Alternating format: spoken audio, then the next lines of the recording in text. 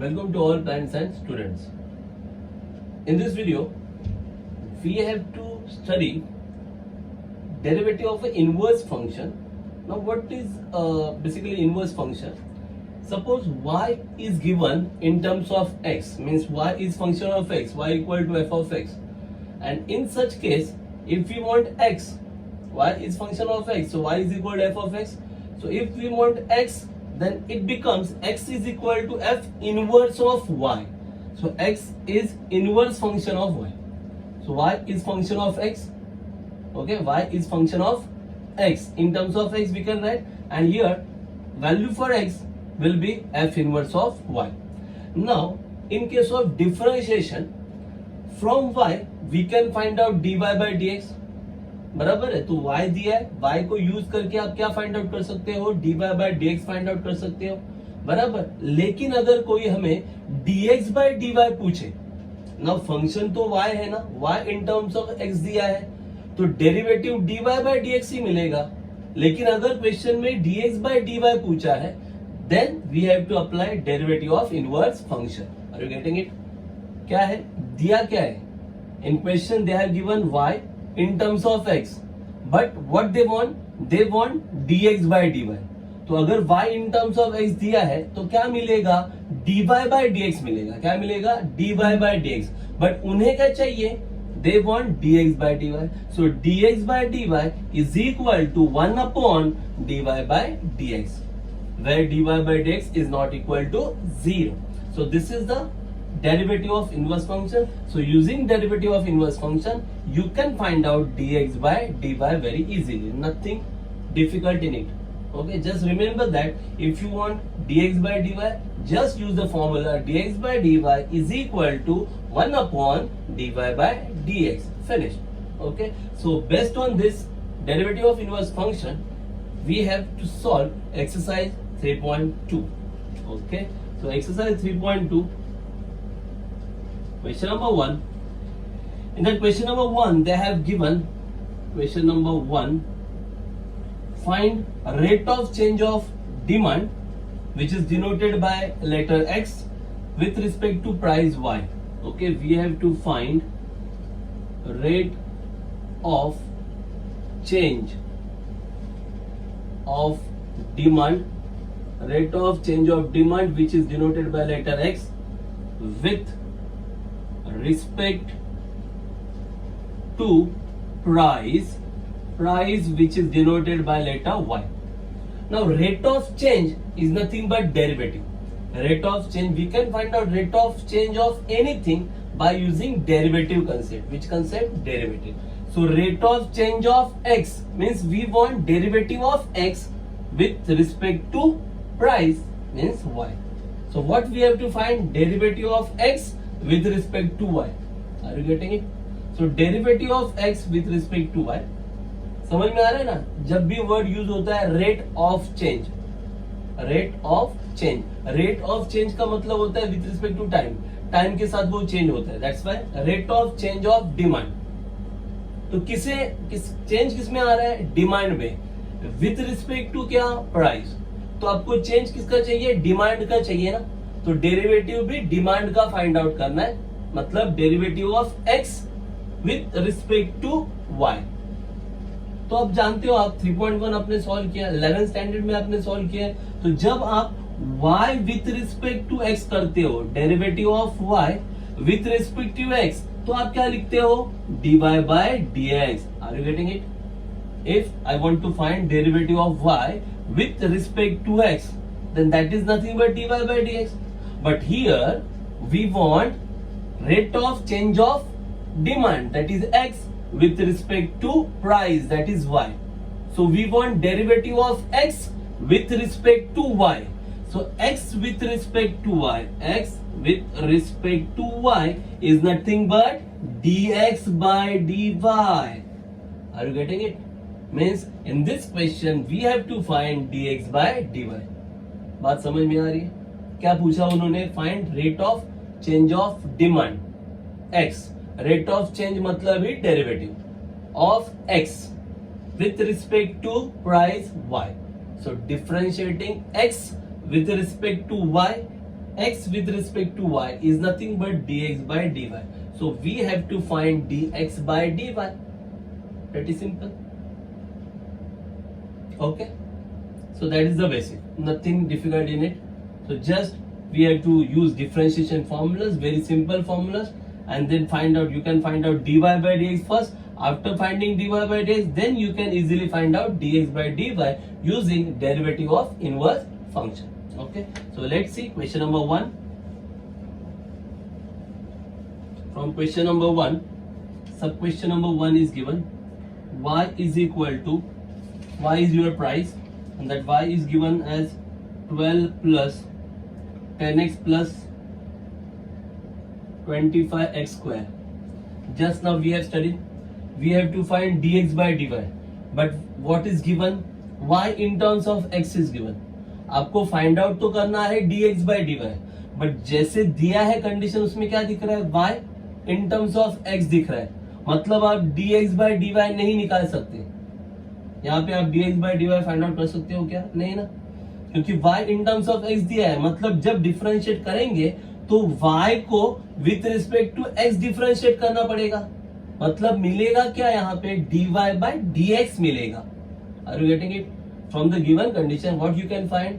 You can find dy by dx at the very first step. हाँ, now after using dy by dx, then you can find out dx by dy. बात मेरी समझ में आ रही है? y in terms of x दिया है, तो आप क्या लिखोगे यहाँ पे? Differentiating y with respect to x, we get. तो आप y को with respect to x differentiate कर रहे हो। नहीं, अब आप पूछोगे कि सर अभी तो आपने बताया कि हमें तो differentiate with respect to y करना है, तो अब ये आप क्यों कर रहे हैं? भाई यही करना पड़ेगा ना, यही करना पड़ेगा। क्यों?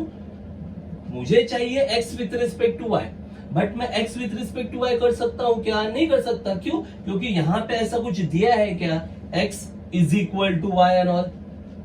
x in terms of y दिया है क्या यहाँ पे? नहीं।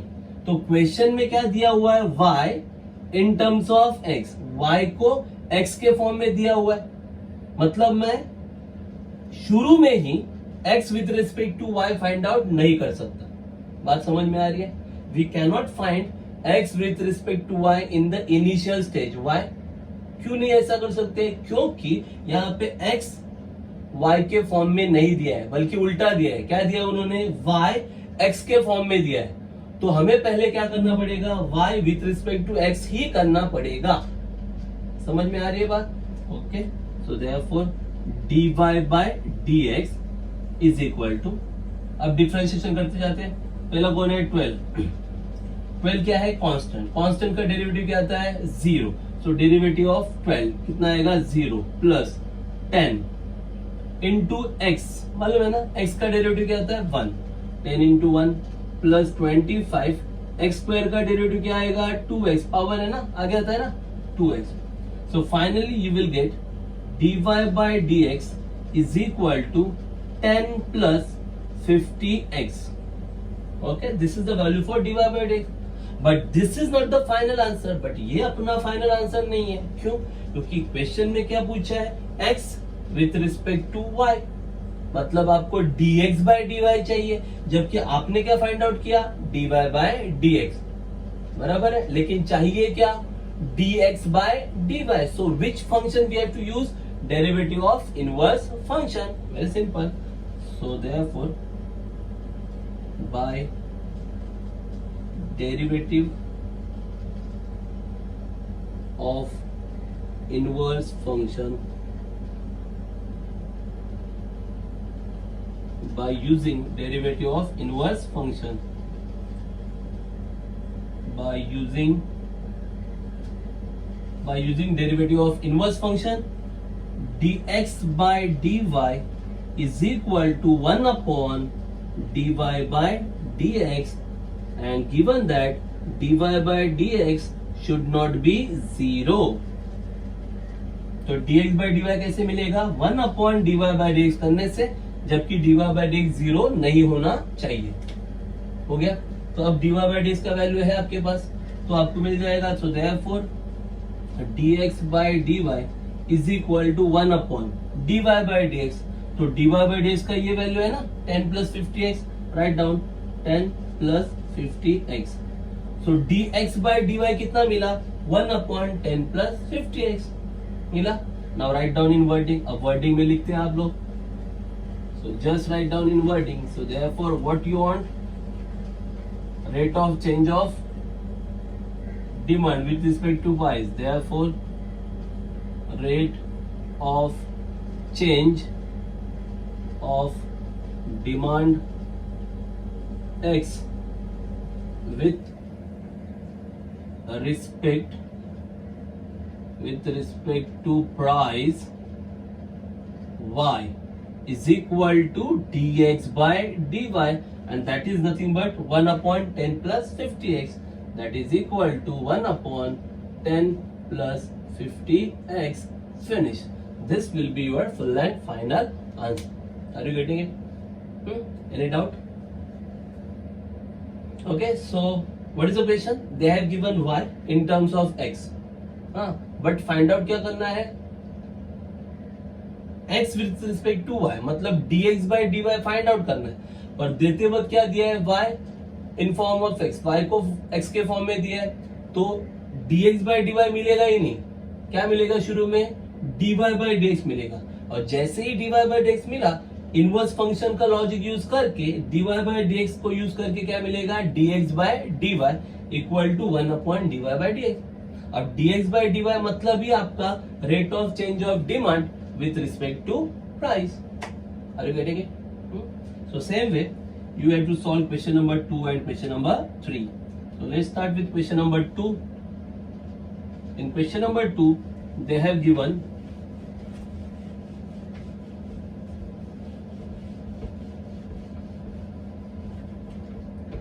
value of y. So just they have changed value of y here.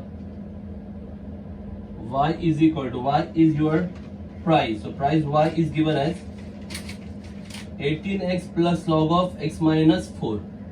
18x plus log of x minus 4. Okay, 18x plus log of x minus 4. So pretty simple question. Once again, differentiating y with respect to x, what you will get, dy by dx is equal to 18. x का derivative कितना आएगा 1, तो 18 into 1 plus log of bracket ना, तो log x का derivative कितना आता है 1 अपॉन x, तो log ऑफ ब्रैकेट का क्या आएगा 1 अपॉन ब्रैकेट, ब्रैकेट क्या है x minus 4. सो log x minus 4 का डेरिवेटिव आ गया 1 upon x minus 4. Finish. So finally you will get dy by dx equal to, अगर चाहते हो तो क्रॉस मल्टीप्लाई कर लो, क्रॉस मल्टीप्लाई कर लिया तो क्या होगा 18 इंटू एक्स माइनस 4, कि डिनोमिनेटर सेम नहीं है ना, cross multiply 18 into x minus 4, 18 into x minus 4 plus 1 into 1 1 upon x minus 4, and that is nothing but 18 into x 18x minus 72 plus 1 upon x minus 4 which is nothing but 18x minus 71 upon x minus 4. This is your dy by dx. ये मिल गया dy by dx. Okay. Now what we want, dx by dy, क्योंकि क्या चाहिए आपको, change of demand with respect to price, मतलब x with respect to price y चाहिए. ठीक है. So by using, वही सब कुछ लिखना है, by using inverse of function. Okay, by using inverse of function, what you can write, dx by dy is equal to 1 upon dy by dx, where dy by dx should not be 0. So by using inverse of function or inverse function, dx by dy is equal to 1 upon dy by dx, where dy by dx not equal to 0. Now just substitute the value, so you will get, therefore dx by dy is equal to, अब 1 upon dy by dx है, मतलब ये dy by dx का reciprocal कर रहे हैं ना, तो डायरेक्टली भी आप यहाँ पे लिख सकते हो. बात समझ में आ रही है क्या? 1 upon dy by dx कर रहे हो, मतलब dy by dx को डिनोमिनेटर में डाल रहे हो मतलब उसका क्या कर रहे हो आप, रेसिप्रोकल, तो इसका रेसिप्रोकल करके ही लिख सकते हैं आप यहाँ पे, समझ में आ रहा है? तो directly you can write x minus 4 upon 18x minus 71। Are you getting it? क्या करना है आपको, 1 अपॉन dy बाई dx, मतलब dy बाई dx का क्या किया आपने, रेसिप्रोकल ना, तो ये जो वैल्यू है इसका भी क्या करो, reciprocal, so you will gate x minus 4 upon 18x minus 71। ये हो गया आपका dx बाई dy। अब फिर से वही वर्डिंग आएगा, क्या, rate of change of demand x with respect to price y, this is nothing but dx by dy। अब dx बाई dy का वैल्यू क्या मिला है, x minus 4 upon 18x minus 71। So here you should write that value. And that value we have got x minus 4 upon 18x minus 71. Okay, that's it. Clear? Any doubts? Same way, there is question number 3. In that question number 3, minute changes are there. Okay, so let's see क्या change है वहां पे question number 3 में। y is given as 25x plus log of 1 plus x square, log of 1 plus x square, थोड़ा सा change है।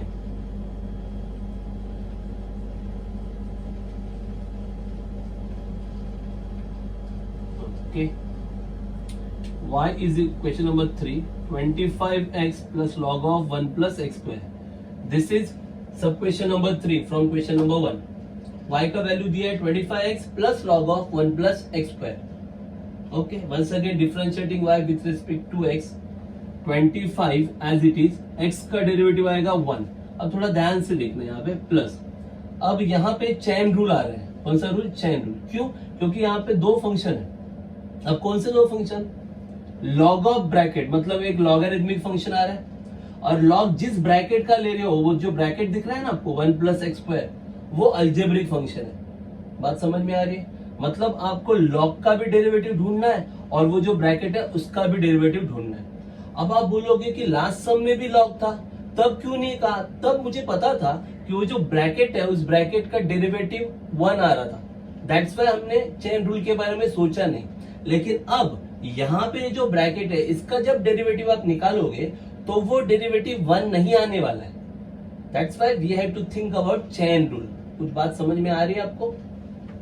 Log of bracket है तो पहले आप लॉग के बारे में सोचोगे कि भाई लॉग का डेरिवेटिव क्या आता है, उसके बाद लॉग किसका है, ब्रैकेट का है, तो ब्रैकेट भी तो है ना अलजेब्रिक टर्म, तो उस ब्रैकेट का भी डेरिवेटिव कंसीडर करना पड़ेगा। Are you getting it?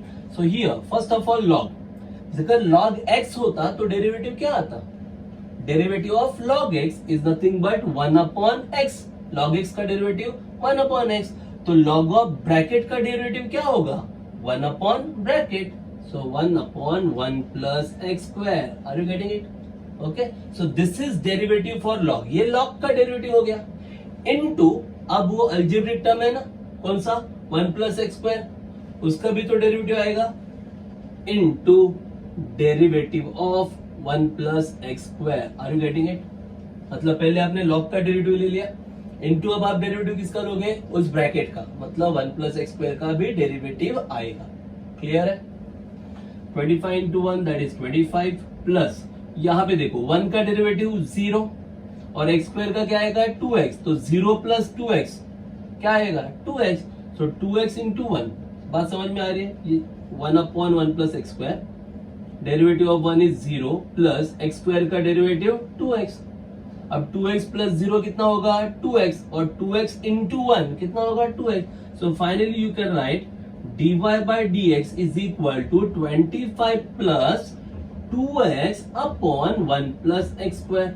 अब यहाँ पे भी डिनोमिनेटर सेम नहीं है, so you can make same denominator. कैसे डिनोमिनेटर सेम होगा, cross multiplication. So cross multiplication 25 इनसे मल्टीप्लाई करेगा तो क्या होगा 25, मैं डायरेक्टली कर रहा हूँ, 25 1 जा 25 plus 25 into x square 25 x square plus 2x into 1 that is 2x upon 1 into 1 plus x square 1 plus x square. Are you getting it?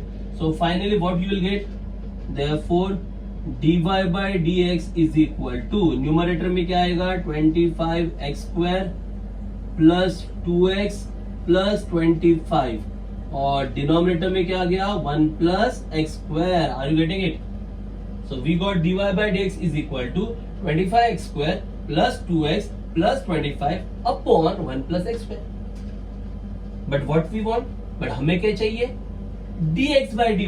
So dx by dy is equal to 1 upon dy by dx, where dy by dx not equal to 0. अब इस dy by dx का क्या करना पड़ेगा, reciprocal. So just make it's reciprocal. Reciprocal किया तो क्या होगा 1 plus x square numerator upon denominator 25x square plus 2x plus 25. Okay, so 1 plus x square upon 25x square plus 2x plus 25. This is dx by dy.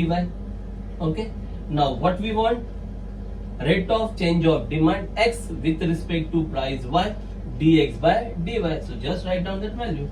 Dx by dy is equal to 1 plus x square upon 25x square plus 2x plus 25. Finish. Okay, are you getting it? Any doubts? ये बात समझ में आई ना, कैसे किया, यहाँ पे chain rule apply किया है बराबर. अब वहां पे अब ये बहुत मतलब बड़े प्रॉब्लम का एक स्टेप है, दैट्स व्हाई यहाँ पे फिर से आप लोग वो यू वाला टेक्निक वगैरह यहाँ पे अप्लाई नहीं कर सकते. आपको यहाँ पे डायरेक्टली चेन रूल अप्लाई करना है. अब यहाँ पे आप नहीं बोल सकते कि ये u, assume it as u, फिर वो यू का डेरिवेटिव निकालते dy by du and then du by d, ऐसा कुछ नहीं करना है, स्ट्रेट अवे अप्लाई करना है. प्रॉब्लम समझ में आ गया? Okay, so let's proceed to question number 2. In that question number 2, they have asked find marginal demand where demand is x and price is y. Now marginal demand is nothing but derivative of demand. बात समझ में? Marginal word, marginal मतलब derivative means rate of change of demand is nothing but marginal demand. Means once again we have to find dx by dy only, because demand is given x and price is given y. So marginal demand means derivative of demand, and demand is given as x. So we have to find derivative of x with respect to price y. Means once again we have to find dx by dy. Same problem, कुछ भी difficult नहीं है. सिर्फ क्या rate of change of demand देने के बदले अजय उन्होंने वर्ड कौन सा यूज किया, मार्जिनल वर्ड यूज किया. बात समझ में आई है? वही सेम स्टेप्स फॉलो करना है, just they have change the word. Okay, beside using rate of change of demand they have used what, marginal, nothing else, nothing different in it. So just follow the same steps. First of all, in question number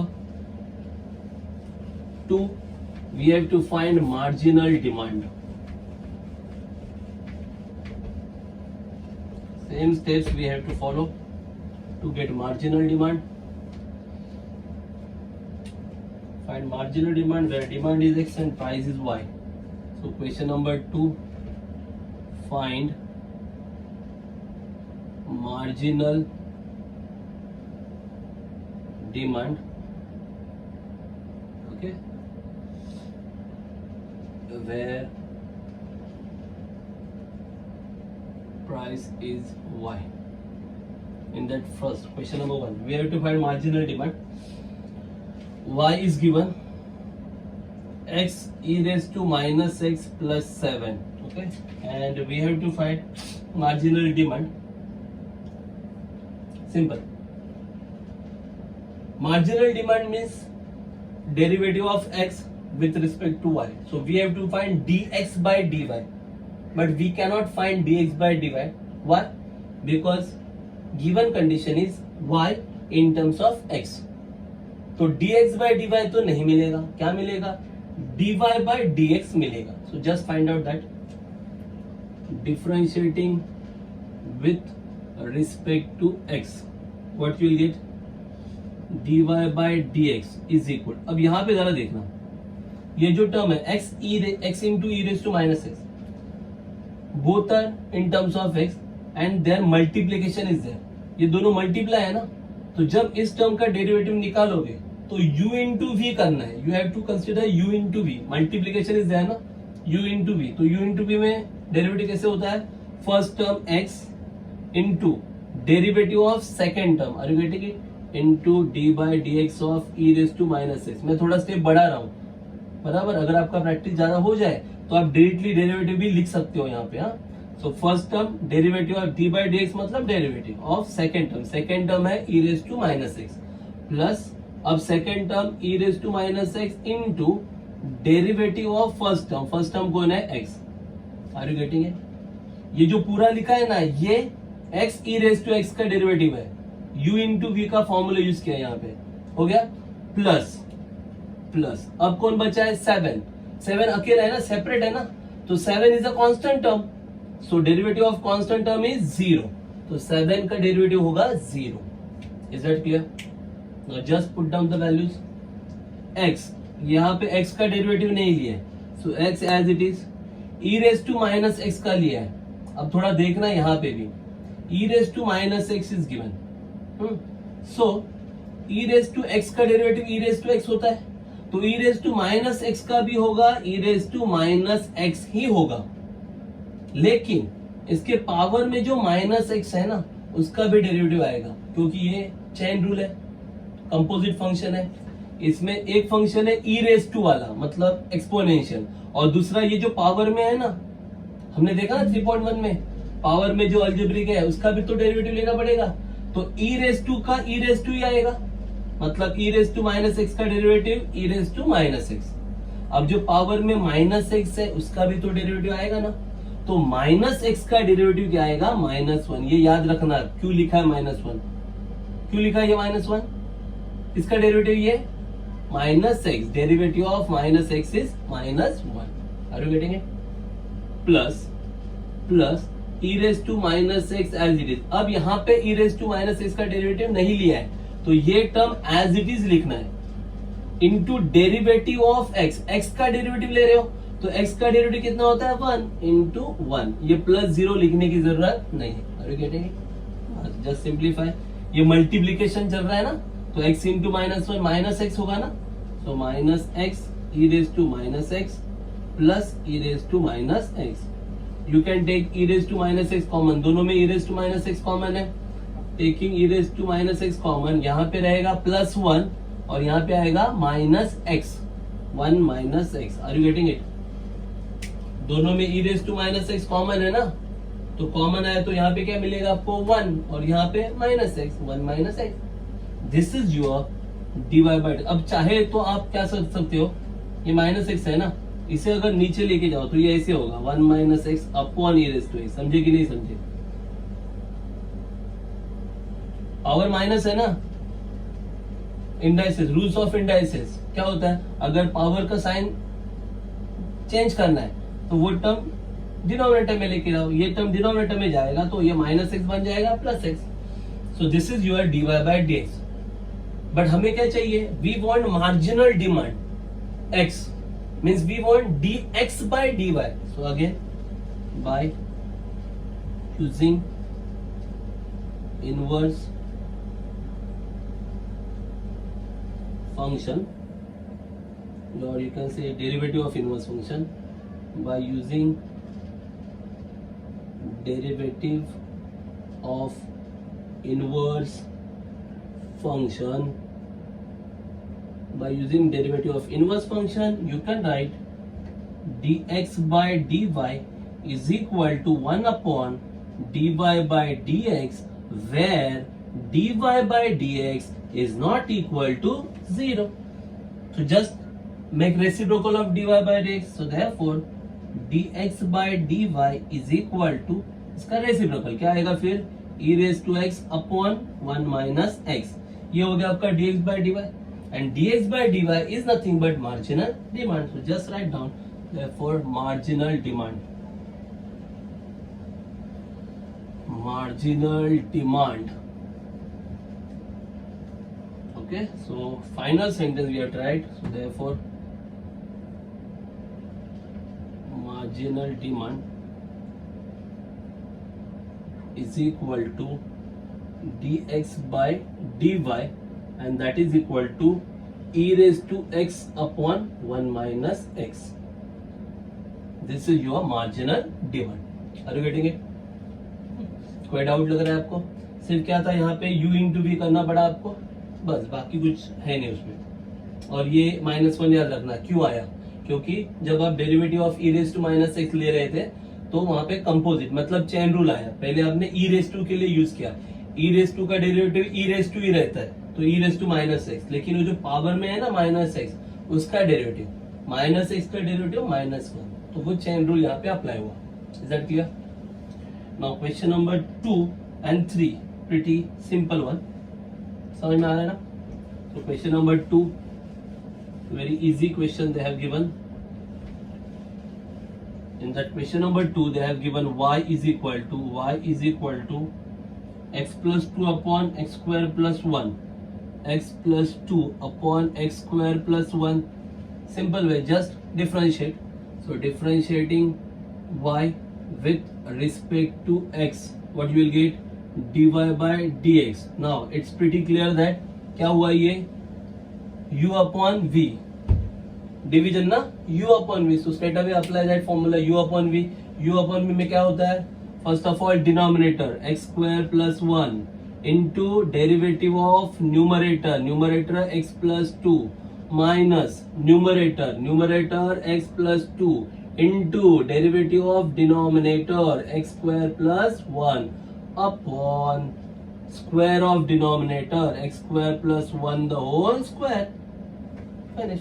Just u upon v, as we have studied in 11th standard. 11th standard में आपने किया है ना ये सब, u upon v वही करना है। तो क्या मिलेगा? x square plus 1, क्योंकि इस टर्म का डेरिवेटिव नहीं लिया है तो वो एज इट इज x का डेरिवेटिव आएगा 1, 2 का डेरिवेटिव आएगा 0, तो 1 plus 0 माइनस यहाँ पे x plus 2, x स्क्वायर का डेरिवेटिव आएगा 2x प्लस 1 का डेरिवेटिव आएगा 0 upon x square plus 1 the whole square. अब मालूम है 1 प्लस 0 कितना आएगा? 1, और 1 इंटू ब्रैकेट करोगे तो ब्रैकेट ही रहेगा ना, 1 plus 0 1 into any bracket, that bracket only, x square plus 1 हो गया ये। अब ये 2x प्लस 0 मतलब 2x, अब ये 2x इन दोनों को क्या करेगा? मल्टीप्लाई, तो माइनस साइन वैसे ही रहते हैं। So 2x into x, 2x square, 2x into 2 that is 4x upon x square plus 1 the whole square. और जस्ट सिंप्लीफाई, ये ब्रैकेट ओपन होगा तो साइंस चेंज होगा ना, तो क्या होगा? Is equal to x square plus 1 minus 2x square minus 4x upon x square plus 1 the whole square. So what will you get as a final answer? dy by dx is equal to x square minus 2x square. क्या आएगा? Minus x square, then minus 4x, then plus 1 upon x square plus 1 the whole square. So x square minus 4x plus 1 upon x square plus 1 the whole square, ये हो गया आपका dy bye dx। Okay, but we want marginal demand, means dx by dy। So using derivative of inverse function, dx by dy is equal to 1 upon dy bye dx। dy bye dx not equal to 0, तो जो dy bye dx मिला है just make it reciprocal करना है। तो क्या आएगा answer? So the final answer you will gate x square plus 1 the whole square in the numerator, and in the denominator you will get minus x square minus 4x plus 1. Okay, any doubts? This is dx by dy and we want marginal demand, so just write down marginal demand is equal to dx by dy and then write this value over there. Clear? And now the last question remains. Question number 3, pretty simple one. Same method you have to apply, and again there is u upon v rule you should apply. In that question number 3, I'll give you the question here. Question number 3, pretty simple question is given. Question number 3, they have given y is equal to 5x plus 9 upon 2x minus 10. 2x minus 10, and the question is same, find out marginal demand. So again you have to differentiate y with respect to x. Again there is u upon v, फिर से u upon v है ना, तो same u upon v का rule apply करते जाओ, you will get dy by dx. dy by dx मिल जाएगा. फिर इनवर्स फंक्शंस का डेरिवेटिव यूज करो, dx by dy के लिए 1 upon dy by dx. जो dy by dx मिलेगा जस्ट इट्स रेसिप्रोकल, और जो dx by dy मिलेगा that only marginal demand. Are you getting it? Okay, so just try that question number 3. Okay, so here your exercise 3.2 has been completed. Just go through it. Very simple sums are there. So in first question we have just studied rate of change of x with respect to y. That is nothing but dx by dy. And in question number 2 just they have changed the word. उन्होंने सिर्फ word change किया, rate of change बोलने के बजाय उन्होंने बोला marginal, मतलब same ही marginal demand. Means we have to find dx by dy, and here we have used derivative of inverse function. Are you getting it? Once again, keep watching, keep solving, keep practicing. Thanks for watching video.